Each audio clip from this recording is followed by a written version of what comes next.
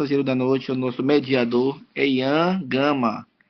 Tive o prazer enorme de assisti-lo levar a mensagem na paralela. Se não me engano, foi uma vez só, não foi, Ian? Você foi lá? Pronto. E aí, eu particularmente gostei demais da mensagem. E eu pedi o contato a Marcos Góes e ele me passou humildemente. E nós teremos o prazer hoje, inenarrável, de tê-lo conosco, mediante a lição. E o horário é das 9 até as 10h30, mas você tem a liberdade de terminar antes ou um pouco depois. Isso é você mesmo que decide no decorrer da lição. Tá bom? Agora eu passo a palavra para você. Você já inicia o coração e fique à vontade. Deus te abençoe. Valeu, mano. Tamo junto. Gratidão estar aqui com vocês. Cara, eu não devo nada, graças a Deus, então vou deixar a câmera ligada. Fiquei feliz em saber que aqui não é nenhuma reunião do Telex Free. É uma coisa muito melhor, você vai ganhar coisas muito melhores. A gente vai recapitular a lição da Escola Sabatina. Eu tive o privilégio... Vocês me escutam bem? Desculpa a falta de educação e não ter perguntado antes. Vocês me escutam bem? Vocês me veem bem? Sim. O modelo ajuda também, né? O modelo ajuda. Ó, esse acha. Enfim, gente, foi um privilégio estar com vocês na live. Tive o privilégio de, no último ano, passar basicamente o final de semana. Estive com vocês na sexta, no sábado pela manhã e no Sem Vergonha à tarde. Mas tinha ido a Paralela quando era bem mais novo ainda. Mas sempre bom estar com vocês, muito top. Eu curto muito. Tive o privilégio também de, no último ano, no evangelismo ali do aniversário de 120 anos, correto? Da AB, houve o evangelismo ali também com as CLs. Eu tive o privilégio de falar, mesmo que de forma remota, como nós estamos fazendo aqui, para as CLs jovens. Foi um privilégio. E aí eu conheci gente muito top. Conheci o PC. Newton, você é um figuraça, mano. Só não tinha conhecido ainda, velho. Foi, não tava não. Pois é, se converta, cara. Mude de vida, mano. Olhe por mim. Deixa eu usar. Enfim, muito top. E vai ser um privilégio a gente conversar sobre um assunto muito importante. Verdade, mano. Como esquecer um negócio desse? Como esquecer um negócio desse? Estive com a galera do Grandes Nações também em alguns momentos. Mais de uma vez já. Foi um privilégio. Enfim, vai ser top a gente conversar um pouquinho sobre o pecado, o evangelho e a lei. São 3 palavras substanciais, 3 palavras, 3 termos basais para aquilo que nós enxergamos e compreendemos como sendo o cristianismo. É por isso que aqui não é para ser mais uma pregação, a ideia não é essa, a ideia aqui não é um monólogo, a ideia é que a gente converse, a ideia é que a gente dialogue. Então, eu vou orar nesse momento, feche seus olhos, vamos convidar a presença de Jesus para estar conosco também. Senhor, obrigado por esse sábado que se inicia e obrigado por estar com essa galera que é tão gente boa. Obrigado por começar bem meu sábado. Estou me sentindo em casa, mesmo que distante deles fisicamente, eu me sinto conectado porque eu sei que o Espírito Santo já está conosco. Nós vamos conversar sobre temas muito importantes, que o Espírito Santo nos dirija nessa conversa. E que Jesus se faça presente em cada casa, em cada lar, em cada ambiente, em que essas pessoas pararam um pouco para estudar mais da Tua Palavra. Nós oramos em nome de Jesus. Amém. Amém. Família, deixa eu dizer para vocês, eu sou fã de lição da Escola Sabatina, por quê? Porque eu acredito que a lição da Escola Sabatina é o caminho mais curto até a Bíblia.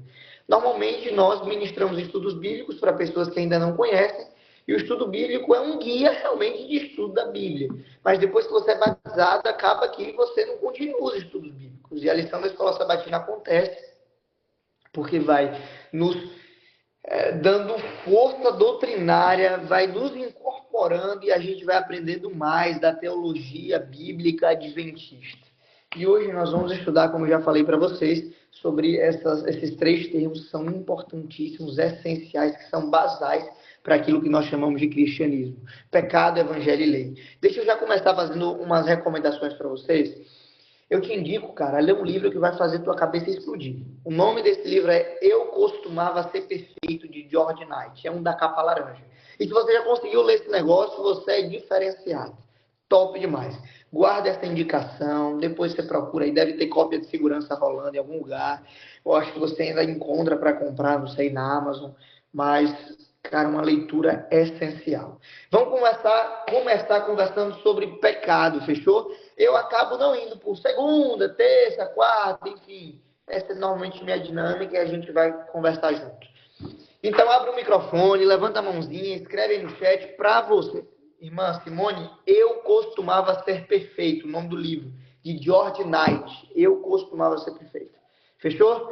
E aí, responde para mim, você pode digitar, você pode falar, você pode o que você quiser. O que é pecado na sua concepção? O que é pecado? Fala para mim o que é pecado. Em nome de Jesus, levanta e fala. Transgressão da lei. Pecado, transgressão da lei. Top. Primeira definição, transgressão da lei. Mais alguém, por favor? Irmã Ellen White já disse aí, pecado, transgressão da lei. Eu concordo com a Ellen White, concordo com ela. Concorda com a Ellen White, né, Varão? Assina embaixo. Não vai? Não concorde, não. Mais alguém? Mais alguém, por favor? Pecado, transgressão da lei. Desobediência. Pecado, desobediência. Fechou. Mais alguém?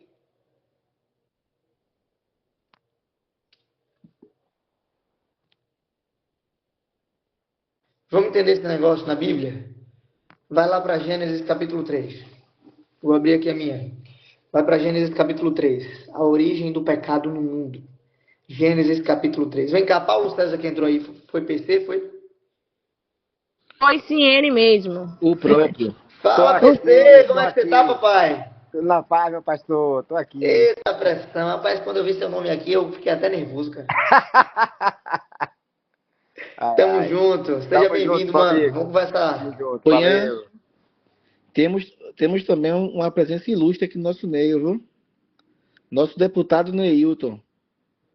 Tá aqui na classe também, viu? Neilton, meu voto é Importante. seu, viu, varão? Depois manda o santinho. Gênesis 3, abre a sua Bíblia aí, vamos ler a partir do verso 2. Fechou? Perdão, verso 1. Começa verso 1. Mas a serpente, mais astuta que todos os animais selvagens que o Senhor Deus tinha feito, disse à mulher: é verdade que Deus disse: não comam do fruto de nenhuma árvore do jardim? A mulher respondeu à serpente: do fruto das árvores do jardim nós podemos comer. Mas do fruto da árvore que está no meio do jardim, Deus disse: vocês não devem dele comer, nem tocar nele, para que não venham a morrer. Então a serpente disse à mulher: é certo que vocês não morrerão, porque Deus sabe que no dia em que dele comerem, os olhos de vocês se abrirão e, como Deus, vocês serão conhecedores do bem e do mal. Vendo a mulher que a árvore era boa para se comer, agradável aos olhos, e árvore desejável para dar entendimento, tomou do seu fruto e comeu, e deu também ao seu marido, e ele comeu. Então os olhos de ambos se abriram, e percebendo que estavam nus, costuraram folhas de figueiras e fizeram cintas para si. Ao ouvirem a voz do Senhor Deus, que andava no jardim enquanto soprava o vento suave da tarde, o homem e a sua mulher se esconderam da presença do Senhor Deus entre as árvores do jardim. Fechou. Olhando aqui nos meus olhos azuis, deixa eu te falar uma coisa ao coração. Gênesis capítulo 3 começa contando que Eva, de alguma maneira, inicia um diálogo com um dos animais criados por Deus. Entretanto, os animais não foram dotados da habilidade de falar. Ela se vê entretida e começa a conversar, mas é um diálogo que tem o seu início posto não pela mulher, mas pela serpente. A serpente diz: é verdade que Deus disse dessa maneira, não comam de nenhuma árvore que existe no jardim? A mulher rebateu dizendo o que Deus havia realmente dito. Não, Deus falou que nós podemos comer de todas, exceto de uma. E essa que está no meio do jardim. Porque no dia em que nós comermos dela, que nós a tocarmos, nós vamos morrer. Aí a serpente diz: é certo que vocês não vão morrer. Deus, na verdade, sabe que no dia que vocês comerem desse fruto, vocês serão como ele. Aí o verso 6 tem uma sacada muito top para mim. Diz que a mulher viu que a árvore era boa para se comer, agradável aos olhos e árvore desejável para dar entendimento. Qual o primeiro pecado da história do planeta Terra? Qual o primeiro pecado da história da raça humana? Eu já ouvi muita gente dizer coisas como: o primeiro pecado cometido foi Eva ter se distanciado de Adão. Tá, certo. O primeiro pecado cometido foi Eva ter falado com a serpente, sabendo que foi Eva ter ido para perto da árvore. Cara, é uma coisa muito mais profunda que isso. Quando você vai para Gênesis capítulo 1, quem é que vê as coisas e diz que as coisas são boas? Deus. Deus. Deus, certo? Deus. Deus cria e ao final ele diz que o que ele havia criado era bom, ou muito bom. Em Gênesis capítulo 1, no mundo ideal, é Deus quem avalia se as coisas são boas ou não. Quando nós chegamos em Gênesis capítulo 3, a Bíblia diz que o jogo vira, porque Eva olha para a fruta, olha para o fruto e ela mesma avalia, ela mesma toma a decisão e ela mesma interpreta dizendo que aquilo era bom. Era bom para se comer. Cara, deixa eu te dizer uma coisa. O primeiro pecado cometido pela raça humana não aconteceu com Eva mordendo um fruto. Aconteceu com Eva se colocando no lugar de Deus em seu coração. O primeiro lugar cometido na história da raça humana foi quando Eva se entendeu como a deusa da sua vida. E o sinal nós encontramos claro aqui na Bíblia. Quando ela passa a querer ocupar em si mesma, em sua própria vida, a função de avaliar o que era bom ou não. Ela vê que é bom. Por favor, mano. Neilton? Oi. Grande Ian, Associação Bahia Norte, Associação Bahia Forte. Na pressão. ABN na veia, saudade da minha terra. Ian, isso que você trouxe é interessante porque é justamente aquilo que a gente vê no livro de Juízes quando vai falar da história de Sansão, né? A gente percebe que Sansão, eu prometo que eu vou falar pouco, gente, eu não vou falar muito, eu sempre falo muito, mas eu vou falar pouco. A gente percebe que Sansão, ele nasceu com um propósito. Ele foi separado, tanto que você percebe que o próprio texto fala que não poderia se passar navalha nos cabelos, ele não poderia beber, né, bebidas fortes e tal. Teria que ter um procedimento literalmente de um servo de Deus, um escolhido, uma pessoa separada. Mas aí o que é que acontece? Perceba que com o passar do tempo, quando ele foi adquirindo vitórias, quando ele foi adquirindo reconhecimento, quando ele foi adquirindo um certo status, perceba como subiu a cabeça dele de tal modo que ele chegou e não ouviu o conselho dos pais e não ouviu o conselho de Deus. E aí ele chegava, o texto também mais um pouco para frente vai chegar e vai dizer que ele literalmente, ele não, porque qual é o correto, né? Você espera para ver se você será atacado. Mas em alguns episódios aqui você percebe de Juízes, quem teve a oportunidade de ler a lição vai perceber, que ele literalmente muitas vezes se colocava em risco. E isso não é diferente de nós hoje em dia, né? E nos leva a uma reflexão.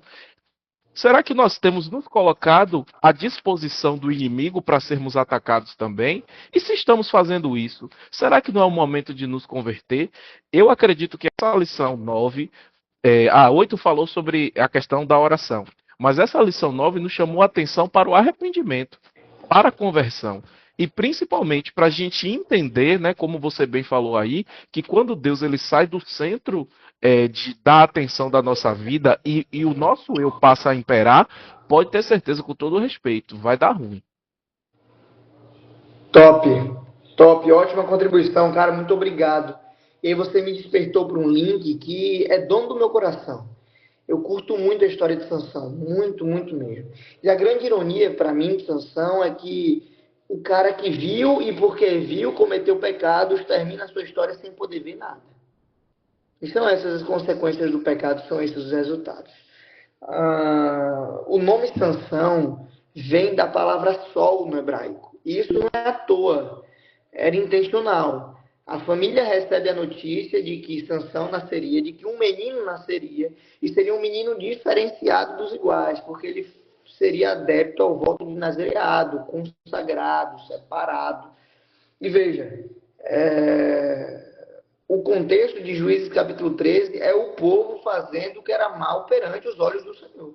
E porque o povo havia feito o que era mal perante os olhos do Senhor, estava debaixo do jugo dos filisteus durante 40 anos. E aí vem a promessa do menino e põe nele o nome de Sansão, que significa luz do sol.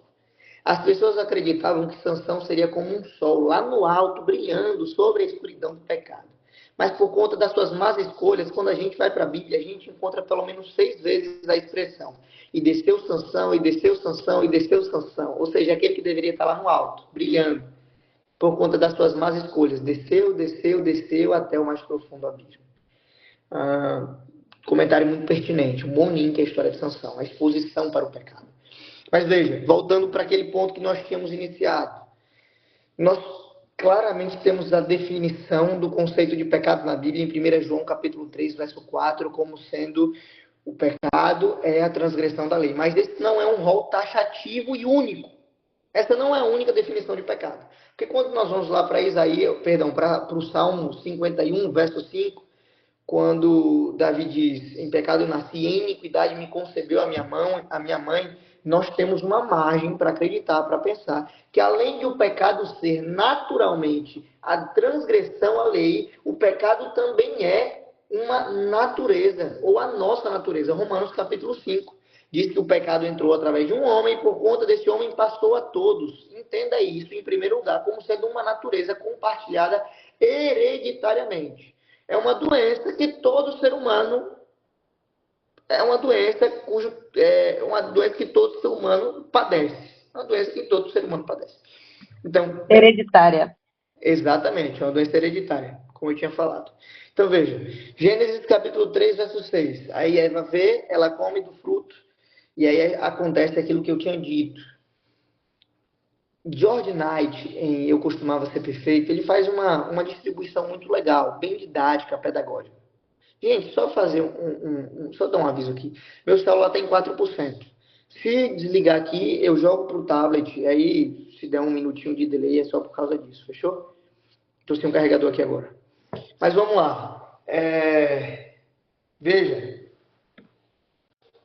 Ele dá de forma pedagógica, didática, uma diferença entre pecado com P maiúsculo e pecado com P minúsculo. Mas, por favor, não se permita pensar que aqui ele está falando sobre pecadão e pecadinho. Esqueça isso.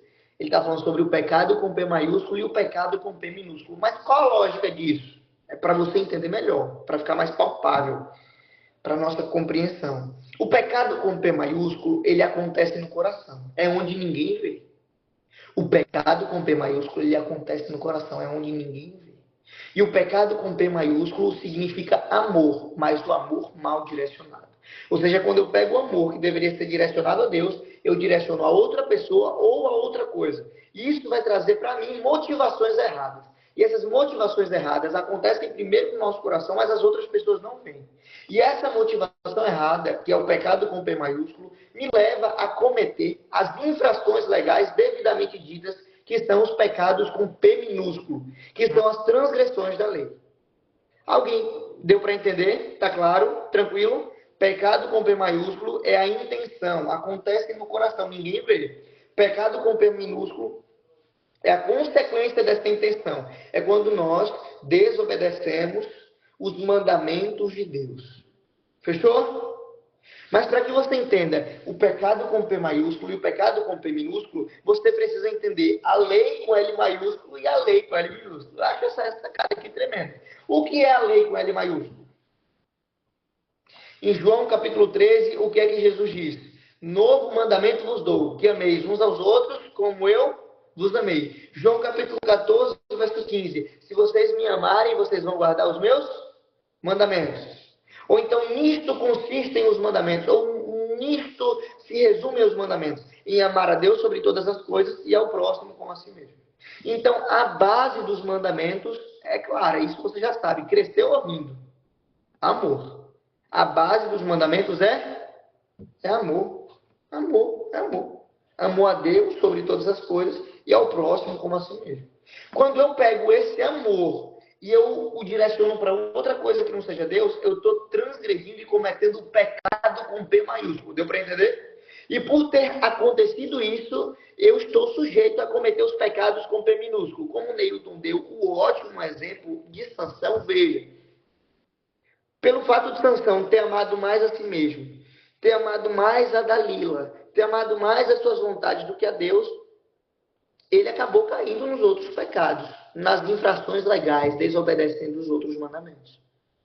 Então nós temos a lei com L maiúsculo, que é o amor, e temos a lei com L minúsculo, que seriam os estatutos, exemplos, os 10 mandamentos. Deu para entender que aqui a gente não está hierarquizando uma coisa ou outra, a gente só está discutindo de forma didática e pedagógica. Quando você entende, brother, que o pecado não é só você desobedecer o sábado, quando você entende que o pecado não é só você mentir, quando você entende que o pecado não é só adultério, quando você entende que o pecado é, na verdade, uma coisa gigantesca, é aí que você vai ter uma compreensão maior das coisas. Enquanto a tua visão for limitada e na tua cabeça pensar assim: ah, mano, essa semana eu não menti, essa semana eu não tive outros deuses, eu não fiz imagem de escultura, não tomei o nome do Senhor em vão, eu guardei o sábado, essa semana eu não matei ninguém, essa semana eu não adulterei, essa semana eu não furtei, essa semana eu não menti, e essa semana eu também honrei meu pai e a minha mãe. Essa semana eu não cobicei, então isso quer dizer que eu só falta ser arrebatado. Glória, glória, aleluia. Só falta. Eu uso roupas brancas, vestes de glória, eu estou pronto. Nem Jesus, em todos os seus 33 anos e meio de terra, conseguiu fazer isso que eu fiz essa semana. Enquanto tua cabeça funcionar nisso, ou funcionar dessa maneira, nós vamos flertar muito com o legalismo, com o farisaísmo. Mas quando a nossa cabeça explode para entender que o pecado não é apenas desobedecer um estatuto legal propriamente dito. O pecado é a nossa natureza. Isso quer dizer que nós somos naturalmente pecadores. A Bíblia diz que até mesmo as nossas justiças são trapos de imundície. Isso quer dizer que nós não valemos nada, do fio de cabelo até a pontinha da unha do pé. Até mesmo os nossos próprios esforços de obediência são inválidos. Até mesmo as nossas boas ações por nós mesmos são inválidas. Nós não podemos, por nós mesmos, resolvermos esse problema que, se estivesse apenas em nossas mãos, seria irremediável. E quando nós conseguimos enxergar o tamanho do problema, aí sim, nós conseguimos admirar o tamanho da solução.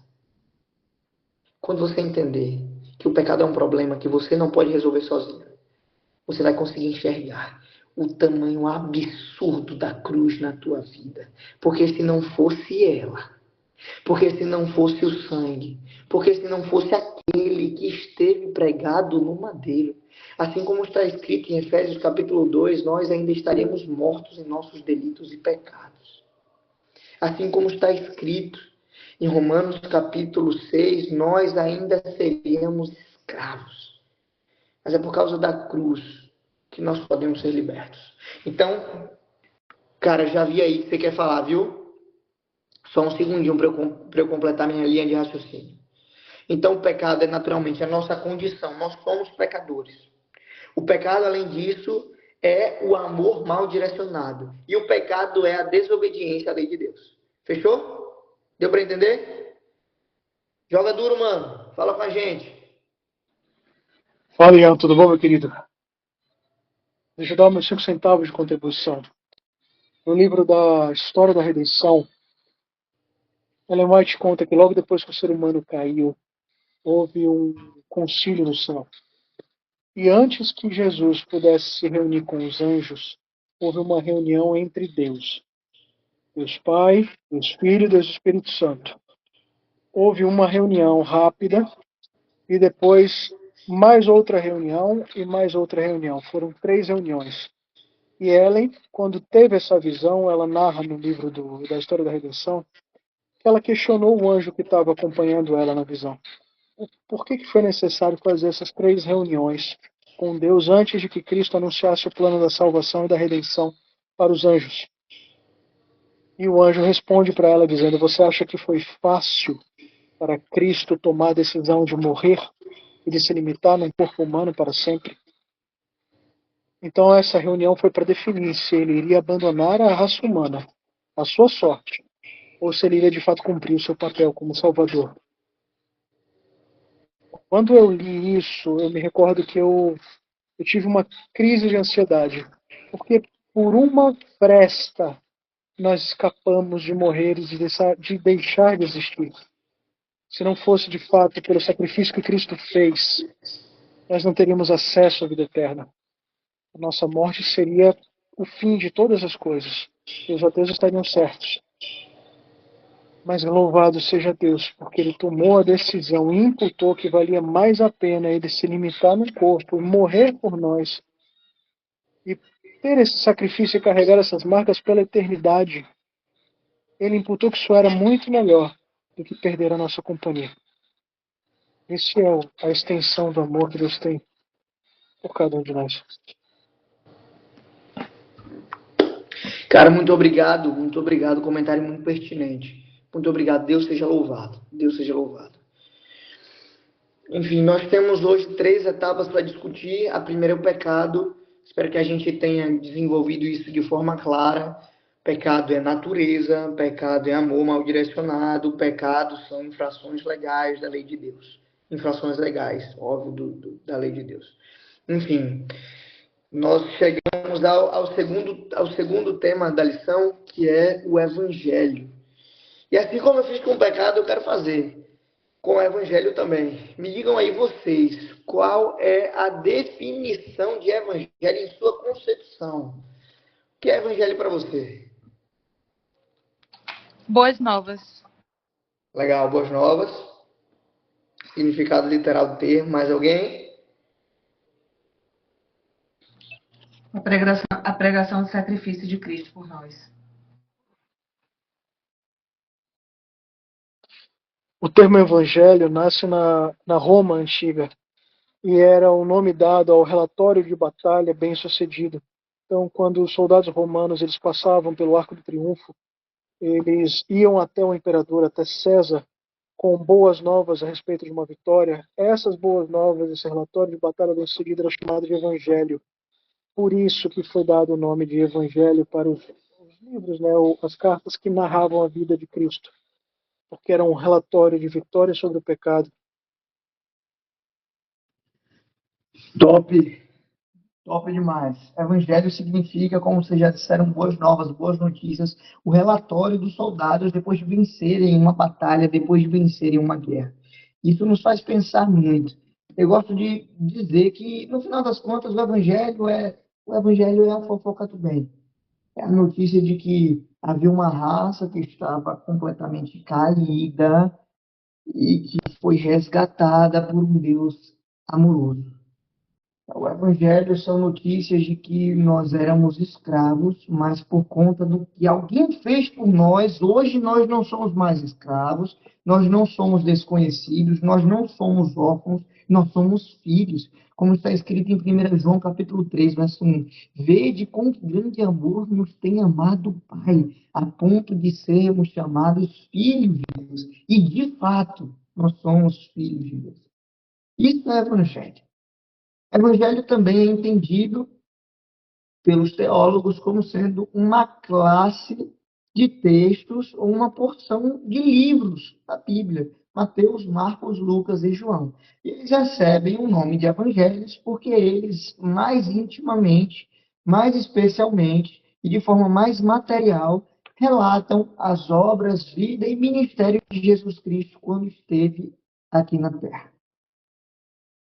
Mas o evangelho ele não pode ser apenas conteúdo. O evangelho necessita ser naturalmente prática. Evangelho sem prática é só discurso, e discurso, na maioria das vezes, não transforma. O evangelho precisa ser relevante. A pergunta que eu te faço é como o evangelho tem sido relevante na tua vida? Eu creio que o evangelho é relevante na tua vida porque você entendeu que antes você não tinha nada, mas através de Jesus, como o irmão falou, o irmão 4 falou, agora você pode ter a vida eterna. O Evangelho é útil nisso. Mas o Evangelho também é uma mensagem de um Deus que se tornou homem, de um Deus que se rebaixou. E como Paulo escreveu aos irmãos lá de Filipos, nós precisamos ter o mesmo sentimento que houve em Cristo Jesus, humildade. Em 2017, quando eu tinha 13 anos, eu tive o privilégio de ir à divisão sul-americana, num contexto de uma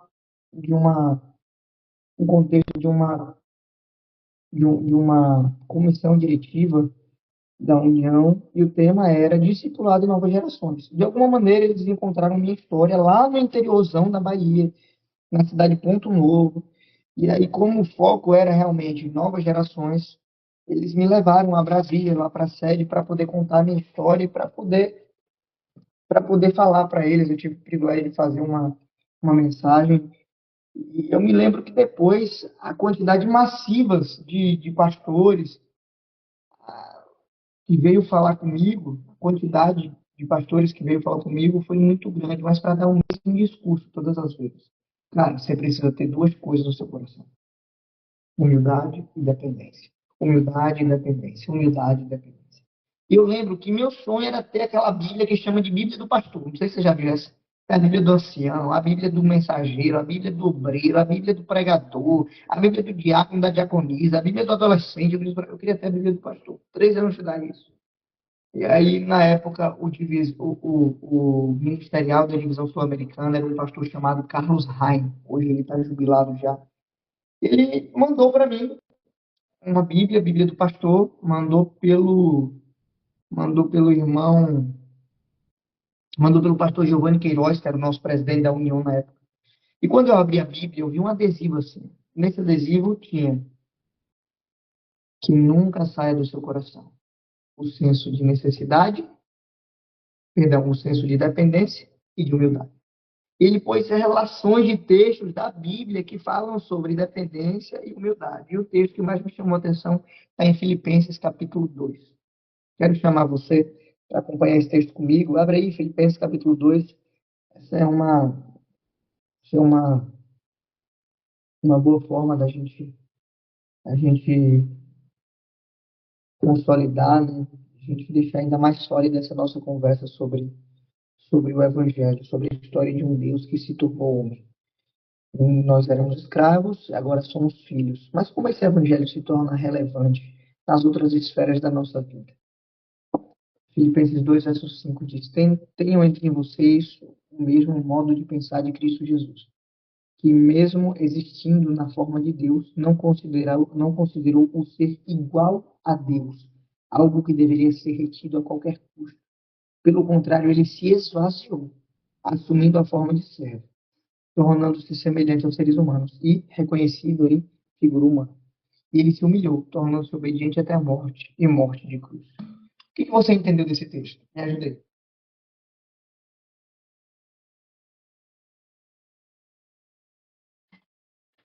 O que você entendeu desse texto? Deixar você ler de novo se precisar, mas eu quero E escutar aquele você. que era o maior de todos se fez o menor de todos. Top, você sintetizou muito bem. Vou postar essa frase aí nos meus stories hoje. Benção. Vou dar os créditos lá. Fechou. Filipenses 2,5. Vamos marcando palavras-chave. Primeiro, humildade. Guarda no teu coração, humildade. Uma das lições que o Evangelho nos ensina é que os filhos de Deus precisam ser humildes. Um coração não humilde é símbolo de um espaço que ainda precisa ser trabalhado pelo Espírito Santo. E todos os dias ele faz isso. Eu lembro de uma anedota que os mais velhos contavam que em certo lugar saiu em certa cidade, promoveram um concurso para o mais humilde da cidade. E os candidatos estavam lá, óbvio, em toda a sua, quem sabe, falsa modéstia, mas um deles convenceu melhor e foi eleito o cara mais humilde daquela cidade, venceu o concurso. No momento da entrevista, a televisão chegou, o repórter entregou o microfone e fez uma pergunta bem cirúrgica. Depois de receber o título de pessoa mais humilde dessa cidade, qual a sua próxima meta? Qual o seu próximo alvo? Qual o próximo passo da sua carreira de humildade? Ele estufou o peito, tirou o pigarro da garganta, olhou nos olhos do repórter, olhou para o microfone, olhou para cima, ajeitou a franja e disse: Depois de me tornar o homem mais humilde dessa cidade, o meu novo alvo é me tornar o cara mais humilde do estado. Completamente paradoxal, porque não é assim que se porta alguém que tem humildade no coração. Veja, que mesmo existindo na forma de Deus, não considerou ser igual a Deus. Fechou. Então a gente tem alguém que se humilhou. Amém. A obediência dele salvou a todos nós. Muito, muito importante essa nota. Muito importante essa nota, a obediência. Nós vamos chegar nesse tema já já. Ser igual a Deus. Isso quer dizer que Jesus era Deus, sim ou não? Sim. Absolutamente Deus e absolutamente homem. Plenamente Deus e plenamente homem. Plenamente Deus está escrito lá que em Jesus, no Filho, habita toda a glória da divindade. Corporalmente.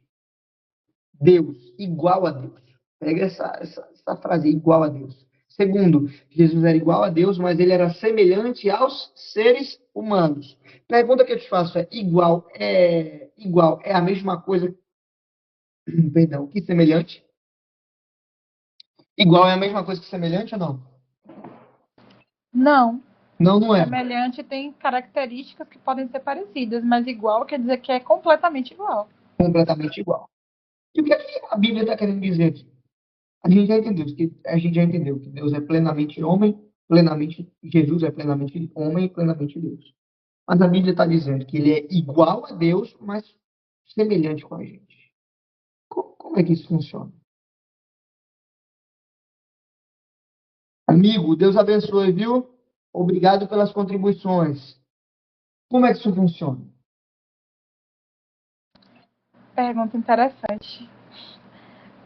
Eu acho que quando fala que ele era igual a Deus é justamente pelo fato de que ele era Deus. E quando traz a questão de que semelhança com os homens, é de que mesmo que ele estivesse entre nós e estivesse vivendo as lutas, as dores, os sofrimentos, ele ainda era Deus. Mas ele se tornou semelhante, porque nele não havia pecado, por exemplo, então já é uma grande diferença, não teria como ele ser completamente igual a nenhum de nós. Mas ele escolheu se tornar semelhante para poder entregar a vida por nós. Não sei se eu falei certo. Desculpa, desliguei o microfone, não tinha reparado. Obrigado, ótimo comentário. Isso nos leva para uma questão que alguns teólogos tratam. Alguns são adeptos ao pré-lapsarianismo e outros são adeptos ao pós-lapsarianismo. O que esses conceitos significam? O que esses termos significam? Ou quais conceitos eles representam? A corrente do pré-lapsarianismo crê que Jesus veio com a natureza de Adão antes do pecado. E a pós-lapsariana acredita que Jesus veio com a natureza de Adão depois do pecado, porque Jesus é o segundo Adão. Está lá em Romanos capítulo 5, onde Adão errou, o outro Adão veio para acertar. Mas se nós formos parar para analisar, precisamos entender que Adão pré-lapsariano, Adão antes do pecado, ele não tinha necessariamente o cansaço, não tinha necessariamente, quem sabe, a fome, o desgaste, como Jesus, a Bíblia diz, professou ter. Jesus ficou cansado, Jesus sentiu fome, Jesus em algum momento sentiu medo.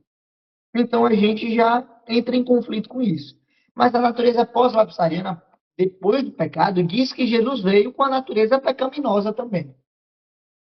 E agora a pergunta que eu te faço é: você acha que Jesus veio com a natureza de Adão antes do pecado ou com a natureza de Adão depois do pecado?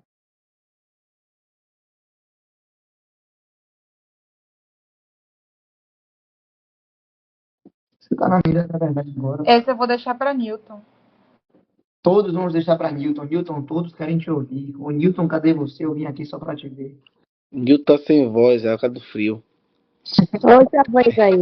Mas eu acho que foi antes do Vocês pecado. falando aí agora.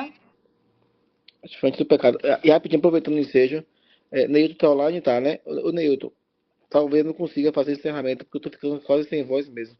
Então, Neilton, caso eu não consiga falar no finalzinho da lição, você, por favor, faz o encerramento. Mas eu acho que foi antes do pecado, viu? Só respondendo a pergunta. Fechou, valeu. Mais alguém acha que antes? Concordo com o meu líder. Nosso líder, vamos seguir o caminho do nosso líder. Cara, tem uma literatura muito boa de um cara chamado Woodrow. Ellen White, A Humanidade de Cristo. A verdadeira resposta é que Jesus não tinha. Não dá para dizer que ele era pré ou que ele era pós, porque ele apresenta elementos de ambas. O que a gente não pode dizer é que Jesus veio com a natureza depois do pecado, porque aí, no final das contas, a gente iria, a gente iria negar a Jesus os sintomas da doença, mas iria atribuir a própria doença. A gente disse que Jesus não tinha os sintomas, mas tinha a doença. Então, na verdade, ele tinha uma identidade diferente. Quando a Bíblia diz que ele era igual a Deus, o termo grego que ocorre aí é issos, algo que é completamente igual. Tem um artigo sobre isso, salvo engano, do pastor Demóstenes. Issos, completamente igual. Isso quer dizer que Jesus era completamente igual a Deus. Mas ele era semelhante ao homem, como se fosse um pá de Havaiana. Um pá de Havaiana é igual ou semelhante? Ele é semelhante, porque cada um vai para um lado. Então, ele é semelhante a nós no sentido de que, por mais que ele seja homem, por mais que ele tenha sentido fome, por mais que ele tenha sentido cansaço, por mais que ele tenha sido tentado, ele não tinha como nós temos a natureza pecaminosa. Jesus estava sujeito ao pecar, mas não tinha a propensão ao pecado como nós temos. Nós estamos sujeitos a pecar e temos a propensão ao pecado. A gente tem a oportunidade e a vontade. Arrependido em nome de Jesus. Mas o que o texto diz é que ele se humilhou, tornando-se obediente. E aí nós chegamos numa palavra muito importante também da nossa conversa, do nosso eixo temático, obediência. Jesus foi obediente. Cara, a lição dessa semana foi a lei, fez a comparação da lei a um espelho. Alguém viu isso? Alguém conseguiu ver isso? E por que o espelho? Porque a gente consegue ver coisas que sem o espelho não conseguiríamos ver. Então, a lei é um espelho porque ela nos mostra onde estamos errados. Ela denuncia o nosso mole. Denuncia que a gente foi mal. Então, ela diz, ô Ian, aqui você vacilou. Porque Deus quer desse jeito e você fez desse. Aqui você vacilou. Então, a lei não é um método salvífico, deu para entender? A lei nos mostra que nós estamos em pecado, que nós temos um problema, e por isso, ao nos mostrar que estamos em pecado, a lei aponta para aquele que é o único que pode resolver o problema do pecado, chamado Jesus Cristo. Mas por mais que a lei não seja o nosso método salvífico, o quão importante a lei é para a salvação? E aí?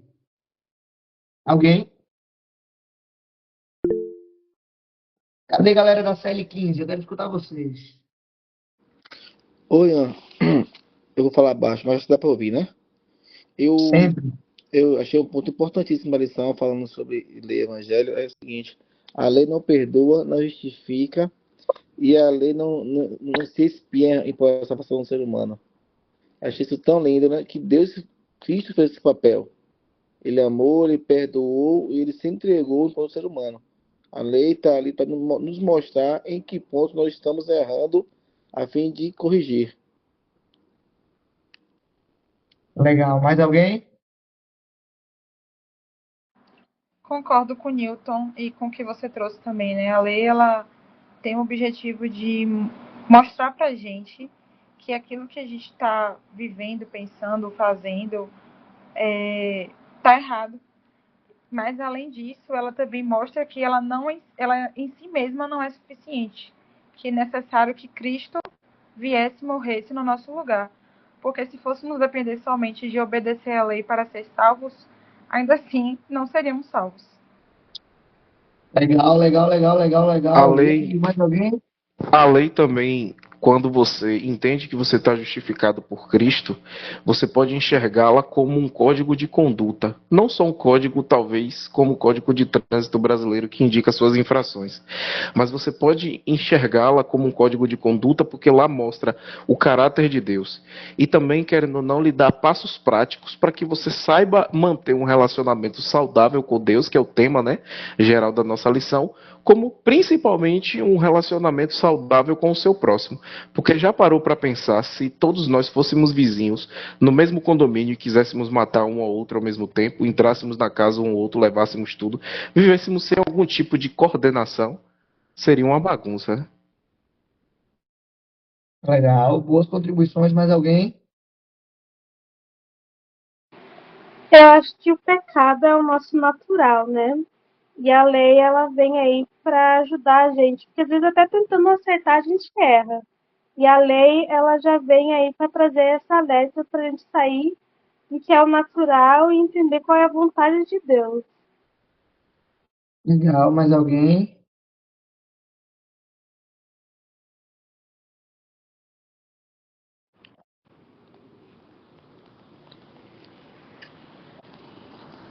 Cara, achei. Oi, vai falar, PC? Eu achei muito top todas as contribuições, muito interessantes. E aqui elas vão se intersectando. Veja, por mais que a lei não seja um método salvífico, ela é essencial. Essencial por quê? Ah, o próprio Jesus disse em João capítulo 14, verso 15: Se vocês me amam, vocês vão guardar os meus mandamentos. Se vocês me amam, vocês vão guardar os meus mandamentos. A lei não é para salvar, mas quem está salvo obedece. A lei não é para salvar, mas quem está salvo obedece. A obediência à lei é uma consequência de quem já foi salvo. E não se obedece à lei por uma força que realmente é em nós. Se obedece à lei pelo agir do Espírito Santo em nossa vida. Então, eu vou ser salvo porque guardei o sábado. Não, você não vai ser sábado. Você não vai ser salvo porque guardou o sábado. Você foi salvo e porque foi salvo, você guarda o sábado. Ah, eu vou ser salvo porque eu honro pai e mãe. Não, você não vai ser salvo porque você honra pai e mãe. Você foi salvo e porque foi salvo, você honra como consequência o seu pai, a sua mãe. Jesus Cristo dá essa sacada e ele deixa esse texto, essa fala importantíssima. Inclusive, nós precisamos olhar esse assunto com muito carinho, dedicar mais tempo para entender isso. Sabe por quê? Porque no final das contas, nós adventistas somos muito taxados como legalistas e como primos dos fariseus. Quer saber? Deixa eu te fazer umas perguntas aqui. Deixa eu te fazer umas perguntas. Me responde aí. Eu creio, você vai dizer se é verdadeiro ou falso. Eu creio que Jesus morreu para me salvar, mas para ser salvo eu preciso obedecer todos os mandamentos. Guarda aí, no teu coração, verdadeiro ou falso. Teu coração responde aí. O sacrifício de Jesus é totalmente suficiente, mas eu preciso fazer a minha parte obedecendo. O que você acha dessas duas afirmações? Se o sacrifício de Jesus é completamente suficiente, é por causa do sacrifício de Jesus que nós somos salvos. E as coisas que vêm a partir daí são consequências disso. Houve um comentário aqui muito interessante no chat, inclusive muitos dos nossos amigos apologetas usam essa lógica. Se o pecado é a transgressão da lei, se não existe lei, não existe pecado. E se não existe pecado, nós não estamos com problema nenhum. E se nós não temos nenhum problema, Jesus Cristo não precisaria nem ter morrido. Quando nós olhamos para a cruz, aí está a maior prova de todas de que Jesus Cristo não aboliu a lei. Eu acho que mais forte do que aquele texto de Mateus 5,17, não pensem que vim abolir a lei aos profetas, eu vim para cumprir. Mais forte que isso é a cruz do Calvário, olhar para a cruz e entender que a lei de Deus foi tão valiosa, tão valiosa, tão valiosa, que o próprio Deus precisou, em tese, morrer Na prática, o próprio Deus precisou enviar seu filho para poder morrer, para pagar a dívida surgida pela desobediência daquela lei. Então, cara, se a lei de Deus não fosse importante, Deus poderia ter mudado ali, poderia ter esquecido, deixado para lá, mas nós entendemos que a lei de Deus, além das contas, ou além de tudo que falamos, é a expressão do seu caráter. E por sua base ser o amor. 1 João capítulo 4, verso 8. Aquele que não ama, não conhece a Deus, porque Deus é amor. Amém? Família? Amém. Vocês entenderam o nosso caminho? Nós começamos falando sobre o pecado. E o que o pecado é? O pecado é transgressão da lei? Sim, mas o pecado não é só uma ação errada, não é só uma atitude errada. O pecado é a nossa natureza e nós somos, por natureza, pecadores. Além de sermos, por natureza, pecadores, o pecado também é o amor mal direcionado. E aí nós conversamos sobre o pecado com P maiúsculo e sobre o pecado com P minúsculo. Para além disso, conversamos sobre o Evangelho. O Evangelho significa boas novas, boas notícias. E quais são essas boas notícias? Qual é essa fofoca do bem? Que nós estávamos mortos em nossos delitos e pecados, mas Deus nos amou tanto que morreu para poder pagar a nossa dívida. E aí nós começamos a conversar sobre lei. Lei com L maiúsculo e lei com L minúsculo. Lei com L maiúsculo, a base, o amor. Lei com L minúsculo, os estatutos, os dispositivos legais. E quando nós olhamos para a cruz, nós encontramos o sentido de todas essas coisas. A cruz e a lei não são inimigas. Não, não são. Mas a cruz é a prova de que a lei de Deus é válida, ainda hoje nos nossos dias. E a lei de Deus nos aponta para a cruz, que é a única que pode resolver o nosso problema, que nós sozinhos não poderíamos. Eu espero que essa discussão, essa conversa tenha te ajudado de alguma maneira a entender melhor os planos de Deus, os propósitos de Deus para a sua vida. Quando nós entendemos claramente tudo isso, a única conclusão que podemos ter, ou a mais importante de todas que podemos ter em nosso coração, é como devemos olhar para Jesus Cristo, como aquele que é tudo em nossas vidas. Porque a maior riqueza de glória, como está escrito na palavra de Deus, é Cristo em nós, é Cristo em nós. O pecado é um problema e Jesus Cristo se levantou para poder resolvê-lo. Tentar resolver o problema do pecado com atitudes, com ações vindas de nós mesmos, é tentar remediar um câncer em estado de metástase com o dipirona e Dorflex.